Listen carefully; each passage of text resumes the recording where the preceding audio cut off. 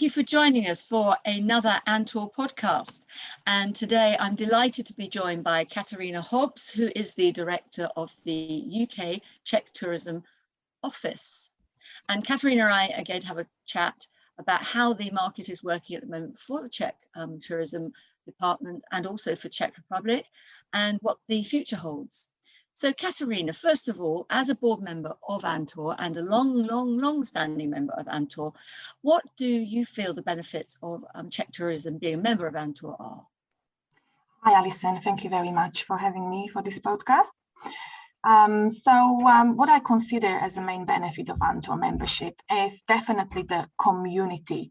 The community it forms between tourist boards, travel media, the travel trade, that actually allow us to share inspiration and learn from each other. That's extremely important for me as a member.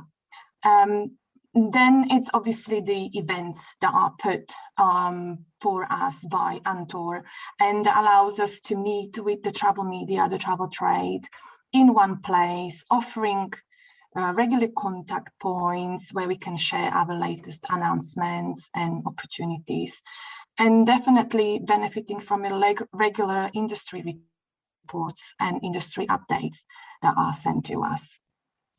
That's fantastic. And how does that fit in with your own Czech tourism structure? Do you have a large office in the UK? Are there many of you, or do you find Antor supportive benefit from that aspect as well? So we are a very small office in the UK. It's only two of us out of all the foreign representatives in the world. The Czech Tourism Agency, along with the offices abroad, that obviously the UK and Ireland is part of, trying to ensure the successful presentation of the domestic and foreign markets. We are actually a part of Ministry of Regional Development, and we were established in 1993. Because we are such a small office, it's extremely important for us to be as much visible as possible via events that are organized also by Antor, to be in the eyes of trade media. This is also one of the benefits that Antor's obviously allow us to be more in the eyes of travel trade industry, travel trade medias, as well as my segment. So yes, the structure of Czech tourism here in the UK, it's definitely to create a new perception of the Czech Republic, and obviously show the transformation, especially from the post-communist destination to the attractive location for tourists. And this needs to be obviously exposed and showcased to the travel trade in the UK. And Antor is definitely an organization that help us to do so. Well, I have to say, I don't know if you remember, Katarina, but in fact, the last destination I was ever to visit before the first lockdown in 2020 was Prague. And I had an amazing time there. My husband and I absolutely adored it. I had been before, but only on business. And this time it was pure leisure. And I would recommend anyone that hasn't yet managed to go to Prague or hasn't been for a long time to definitely now put that on the top of their list for short haul destinations and maybe explore a little bit outside of it as well. So how long have you been working for Czech Tourism? Did you join in 93 when they started up? You're far too young. You're far too young. No, I didn't. But I am a very devoted employer of this agency. I actually work for Czech Tourism from February 2004. So I am actually working for the agency for many, many years. Yes, fantastic. And was that the beginning of your work in the industry, or were you in another part of the industry or before? Or? It was pretty much my beginning of the professional existence on the UK market, especially, and being in the travel industry. So it's nearly 17 years that I actually work in the travel industry. Doesn't time go fast when you're enjoying yourself? So you must have witnessed, like us all, an awful lot of change during that period. Is there any one or two things that sort of comes to mind that you feel has changed the most during that? Yes, I mean, obviously the global travel industry significantly evolved in many changes in the past few years, whether it's a technological changes, accommodation options, increase in incomes. What I notice from my existence in the travel industry on a UK market, or in a general working for travel industry, is that travel is or became more frequent with the plenty of low-cost airlines from main but also regional airports, that the travel became more simpler but less independent. Means what I'm noticing now, the tourists are much more braver to travel, to try and discover undiscovered, experience the authenticity, and discover what locals are like in the city of their visit. I also noticed the change of a focus of a travel. I mean, the different segments that we are reaching to. We're seeing increase in specialization of their travels, niche market focus, basically a huge change of interest for travel that very much work for Czech Republic. And obviously I noticed the changing in technology. I think we all appreciate the fast movement forward with the digital world, etc. So these are my main sort of visions that I noticed throughout my presence in the travel industry. And of course, talking about change, we've been through a real pivotal time over the last 18 months, and travel and the sort of the whole travel scenario has changed a lot due to COVID. I know that Czech Republic is recovering well from COVID, like most of Europe, and that the situation is improving for UK visitors. Do you have any updates for us now? Are there any restrictions? Is it now the same as it was pre-COVID, or are people social distancing? Yeah. What's the situation?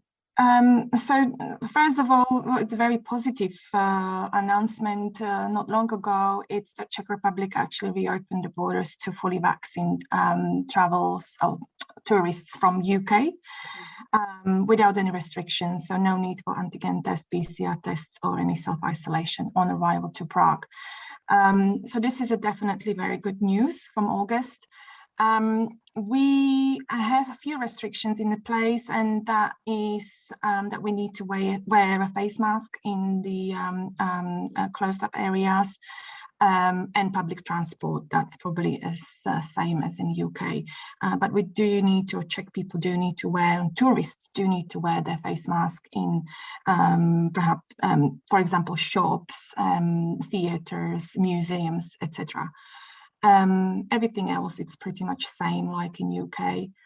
And obviously, we hope that the pandemic, will inspire people to explore new destinations and places after not being able to travel for so long. And coming to Czech Republic, obviously, we would love to show how the Czech Republic sort of cope with this pandemic, and present the opportunity for some of our incredible places, cities outside of Prague, such as Brno, Ostrava city, just to show them and help and show to tourists how we create a healthy balance in the tourism industry, spreading the visitors through the country. So we are very much ready to welcome the British tourists, and can't wait to show them the Czech Republic again. That's fantastic. So, Katarina, what are your visions, or in fact the Czech tourism's visions for and plans for the next 5, 10 and 15 years? We hope to see more and more visitors exploring our lesser known regions, cities and towns across the Czech Republic. As a country with 16 UNESCO World Heritage Sites and 37,000 kilometers of cycling trails, more than 30 spas, thousands of castles and chateaus, picturesque vineyards and towering mountains, there's so much waiting to be discovered beyond the capital. And we intend to use our incredible diverse tourism offering to sort of tap into consumer desire for more immersive, experiential travel, and basically positioning the Czech Republic as a year-round destination. That's very important as well. Absolutely, and I think the main effort in everybody's plans at the moment across the world is to avoid over-tourism and to spread tourism around the country, which is obviously one of your priorities. So for 2022, what are your messages and what are you looking to promote in 2022 now that your summer season is coming to an end? So Czech tourism will be promoting the unique traditions that make our country what it is today and how travelers can experience them, obviously by first hand. Traditions touch every part of our historic country, from spa treatments that date back hundreds of years to beer brewing techniques that gave the world the very first Pilsner lager. And these traditions obviously will shine through in the modern Czech life form of gastronomy scene, buildings and architecture that provides a new interesting take on more traditional architectural styles. The campaigns that we will run and promote will actually focus and promote our key tourism products. That will be city breaks, outdoor adventure, spa and wellness, history and culture, and obviously sustainable tourism. So that's our big plans for 2022. Fantastic. And are you running any training programs at the moment for agents and operators to learn more about the country? Because with all the changes and new products coming on board, I'm sure the agents would love to hear more about it. Yes, Czechtourism has actually just launched the new Czech Academy online training platform. The new platform is actually geared towards educating tour operators and trade professionals on the key tourism offerings of the Czech Republic. And obviously those that enroll in the academy will be able to complete 6 modules that are packed with interesting and very useful information. And more to be find out during upcoming weeks, and agents will be able to find our course on the online travel training. So the OTT will be hosting our Czech Academy online platform.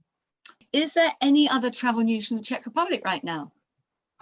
Certainly. So UNESCO has actually awarded 2 new sites in the Czech Republic with World Heritage status, and that is the West Bohemian Spa Triangle, which consists of beautiful spa cities such as Karlovy Vary, Mariánské Lázně, and Františkové Lázně, Franz Bath, as a part of the Great Spa of Europe.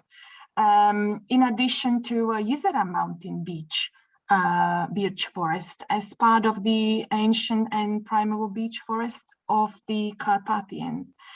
So these are very interesting or amazing news that the UNESCO awarded 2 places in Czech Republic in such a short space of time. And additionally, Prague actually has been named as the European Forest City of 2021. So this award recognizes the city commitment of a fortress and trees, as well as to forest research and education. So Prague is actually one of the world's greenest cities with approximately 200 parks and green spaces, which is probably not very well known. So we're more than happy to touch on these a little bit more and introduce this to British tourists as well.